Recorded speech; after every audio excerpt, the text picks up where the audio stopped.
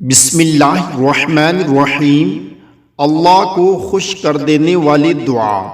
رسول اللہ صلی اللہ علیہ وآلہ وسلم نے ارشاد فرمایا، تمہارا رب اپنے بندے کی اس بات سے خوش ہوتا ہے جب وہ کہتا ہے کہ رب اغفر لی ذنوبی انہ لا یغفر الذنوب غیرک، رب اغفر لی ذنوبی انہ لا یغفر الذنوب غیرک، اے اللہ میرے گناہ بخش دے کیونکہ تیرے سوا کوئی اور ذات نہیں ہے جو گناہوں کو معاف کر سکے۔